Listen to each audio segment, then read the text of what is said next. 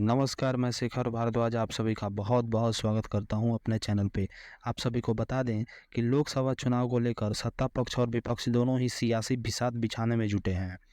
विपक्षी दलों के गठबंधन एनडीआईए ने बीजेपी के खिलाफ जातिगत जनगणना को अपना सबसे बड़े सियासी हथियार के तौर पर इस्तेमाल कर रहा है।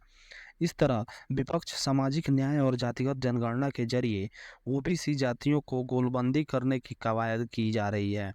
ऐसे में रोहिणी कमीशन ने ओबीसी आरक्षण पर अपनी रिपोर्ट को राष्ट्रपति द्रौपदी मुर्मू को सौंप दी है। रिपोर्ट में ओबीसी आरक्षण को 3 या 4 श्रेणियों में बांटने की सिफारिश की जा रही है, जिससे मोदी सरकार विपक्ष ही के जाति जनगणना की डिमांड का काउंटर प्लान के रूप में दांव खेलेगी। विपक्षी दलों के गठबंधन इंडिया ने बेंगलुरु की बैठक में देश की जातिगत जनगणना कराने की मांग उठा दी थी।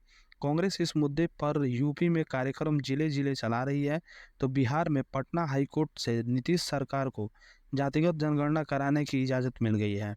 महागठबंधन सरकार इस मुद्दे पर सियासी नैरेटिव सेट करने की कवायद में जुट गया है, क्योंकि भारत में जातिगत जनगणना की मांग दशकों पुरानी है। नीतीश सरकार भले जाति जनगणना का मकसद सरकारी योजनाओं में अलग-अलग जातियों की संख्या के आधार पर लाभ देने की बात कर रही हो, लेकिन इसके पीछे ओबीसी वोट बैंक को लाभ बंद करने की रणनीति है। जाति जनगणना से मोदी को घेरने की कवायद की जा रही है। जी हाँ, जातिगत जनगणना कराने से मोदी सरकार पहले ही इनकार कर चुकी है, क्योंकि उसे लगता है कि इससे सवर्ण जातियों के मतदाता उससे नाराज हो सकते हैं। इसलिए बीजेपी राष्ट्रीय स्तर पर जातीय जनगणना कराने को तैयार नहीं है, लेकिन बिहार के सियासी समीकरण को देखते हुए पक्ष में हाईकोर्ट के फैसले के बाद बीजेपी नेता सुशील मोदी ने कहा है कि अदालत के फैसला का स्वागत करते हैं और हम पहले से ही जातीय जनगणना कराने के लिए राजी थे।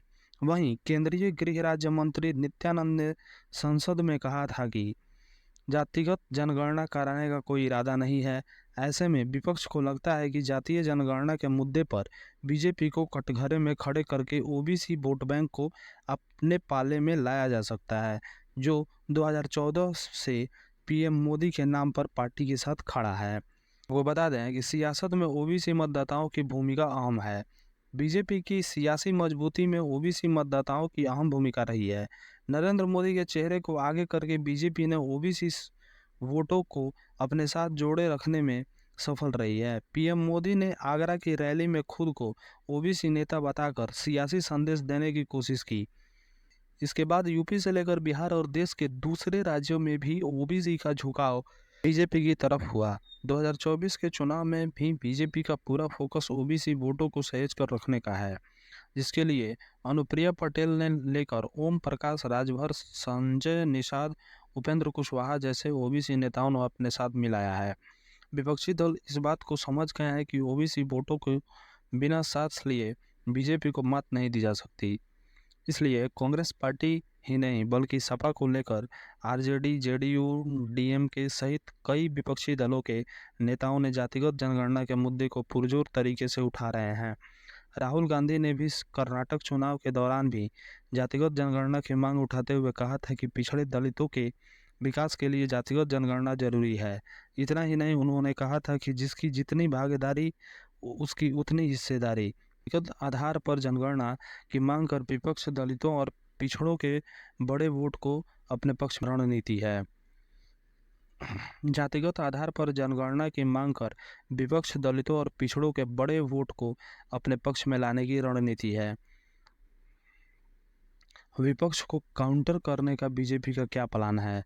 विपक्षी गठबंधन जिस समय जातिगत जनगणना की बिसात पर बीजेपी के खिलाफ चक्रव्यूह रच रहा है, उस दौरान ओबीसी आरक्षण को लेकर रोहिणी कमीशन ने अपनी रिपोर्ट राष्ट्रपति को सौंप दी है।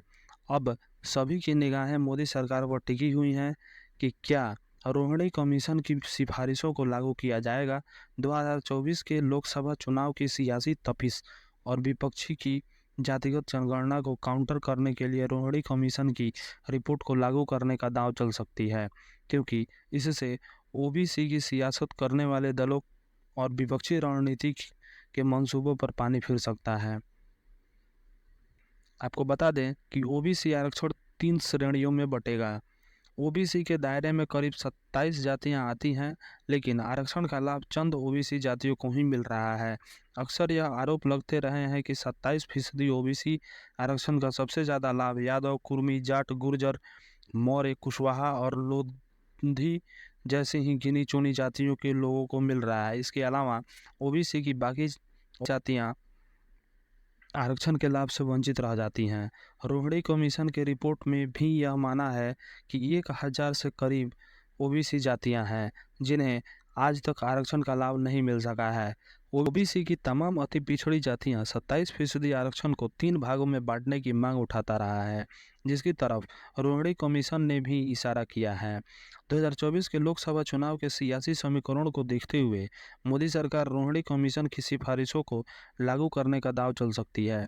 इस दांव से बीजेपी जातिगत जनगणना के मांग को भी काउंटर कर सकती है, तो ओवैसी को लामबंदी और रणनीति की भी हवा निकाल सकती है।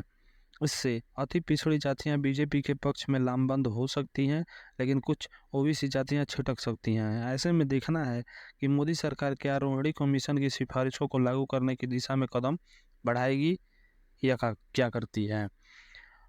आप सभी को ये जानकारी कैसी लगी, आप सभी कमेंट करके ज़रूर बताएं और इस वीडियो को शेयर करें और हमारे चैनल को सब्सक्राइब करें, ताकि जब भी कोई नई वीडियो अपलोड हो आप सभी के पास नोटिफिकेशन